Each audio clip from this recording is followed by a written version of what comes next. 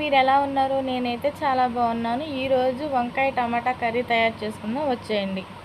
వంకాయ టమాటా వండుకోవడానికి వంకాయలు, టమాటాలు, ఉల్లిపాయలు, పచ్చిమిరపకాయలు, చింతపండు, ఒక్కొక్క కర్రీకి సరిపడా చింతపండు. మన పులుపు ఎలా తింటామన్నది తెలీదు కదా, ఆ కర్రీకి సరిపడా చింతపండు. స్టవ్ వెలిగించుకుని స్టవ్ మీద మనం కర్రీకి బాండీ పెట్టుకొని మనం తగినంత కర్రీకి సరిపడా ఆయిల్ పోసుకోవాలండి. ఈ వంకాయ టమాటాకి అయితే పెద్ద స్టోరీ ఉందండి. స్టోరీ ఏంటంటే, నేను, మా తమ్ముడు, మా చెల్లి, మా అమ్మ, మా నాన్న మేమంతా పెద్ద తిరుపతి వెళ్దామని చెప్పేసి మా చిన్నప్పుడు అయితే యాత్ర బస్సుకి మా నాన్న పెద్ద తిరుపతికి తీసుకెళ్ళాడండి. అక్కడైతే మాత్రం మాకైతే బస్సు అయితే అస్సలు పడదు. బస్సు అయితే అసలు పడకపోతే మా నాన్నేమో విండో సీట్ పక్కన కూర్చొని మా అమ్మ మా నాన్న ఒకళ్ళ వెనకాల ఒకళ్ళు ఇంకా కిటికీ లోపలికి తలకాయలు తోయటమేనండి. బయటికి వాంతులు వస్తుంటే నాకు వస్తుందంటే మా చెల్లికి వస్తుందంటే నాకు. మేము పెద్ద తిరుపతి వెళ్ళేసరికి చాలా అంటే చాలా వీక్ అయిపోయామండి. నేను, మా తమ్ముడు కొంచెం పర్లేదు, కానీ మా చెల్లి అయితే మాత్రం బాగా వీక్ అయిపోయిందండి. మా చెల్లికి అసలు మా నాన్న అయితే చనిపోద్దేమో అన్నంత భయపడిపోయాడు. ఏం చేయాలని.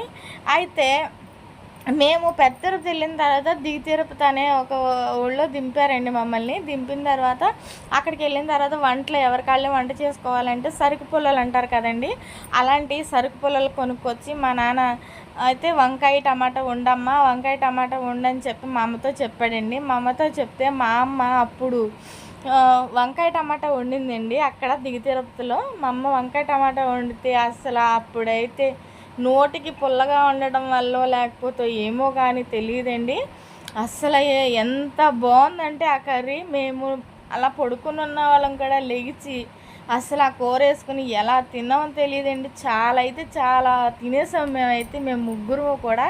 ఇంకా ఆ తర్వాత పెద్ద తిరుపతి తీసుకెళ్ళి ఆ దర్శనం చేసుకొని వచ్చిన తర్వాత నాకైతే నా వయసు వచ్చి 9 సంవత్సరాలు 10 సంవత్సరాలు అవుతుందండి. అప్పుడు నా వయసు అలా 10 సంవత్సరాల వయసులో తీసుకెళ్ళాడండి మా నాన్న. అప్పటి నుంచి ఇప్పటి వరకు ఆ టేస్ట్ అయితే నేను మర్చిపోలేదు, మా అమ్మ అక్కడ వండిన టేస్ట్. అయితే నాకైతే వంకాయ టమాటా అంత బాగా వండటం అయితే నేను నేర్చేసుకున్నానండి. మా చిన్న అబ్బాయికి అయితే మాత్రం చాలా అంటే చాలా ఇష్టం అండి. వంకాయ టమాటా అరటికాయ టమాటా చాలా ఇష్టం. వాడు వెజ్లో తింటాడు అంటే మాత్రం ఈ వంకాయ టమాటా ఒకటిను ఆ వంకాయ అరటికాయ ఒకటే తింటాడండి.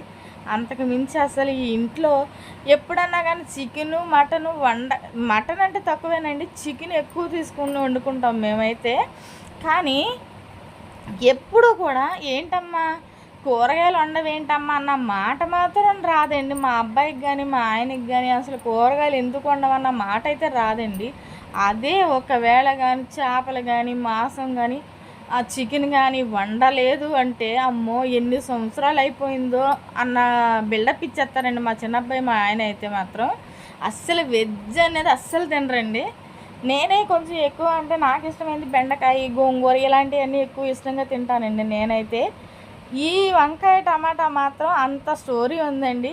అప్పుడు వండిన టేస్ట్ ఎప్పుడు వండినా నాకు అదే టేస్ట్ గుర్తొచ్చిందండి, అదే కర్రీ గుర్తొచ్చింది అన్నట్టు. మీరు వెంకన్న బాబు బత్తులండి ఏమో నాకైతే తెలియదు, కానీ వెంకన్న బాబు బత్తులు అలాంటిది నాకైతే తెలియదు. కానీ మా ఇంట్లో మాత్రం మా నాన్నమ్మ పేరేమో వెంకమ్మ, మా తాతయ్య పేరేమో వెంకన్న, మా అమ్మ పేరేమో వెంకటేశ్వరమ్మ, మా నాన్న పేరేమో వెంకటేశ్వరరావు, మా చెల్లి పేరేమో వెంకటలక్ష్మి, నా పేరే వెంకటశ్యామల.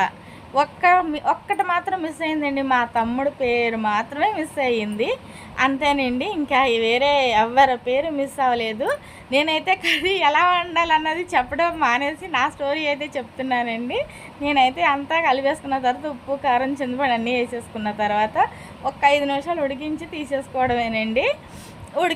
ఉడికించేసుకున్న తర్వాత 5 నిమిషాలు కాదనుకోండి, వీడియోలో అలా చెప్తున్నాను, 5 నిమిషాలు కాదండి, ఓ 10 నిమిషాలు ఉడికించి తీసుకోవాలండి. అంతే అయిపోయింది. నేనైతే మసాలాలు అలాంటివి ఏమి వేయనండి. మా వీడియో నచ్చితే లైక్ చేయండి, షేర్ చేయండి, సబ్స్క్రైబ్ చేయండి ఫ్రెండ్స్, సపోర్ట్ చేయండి ఫ్రెండ్స్. Thank you.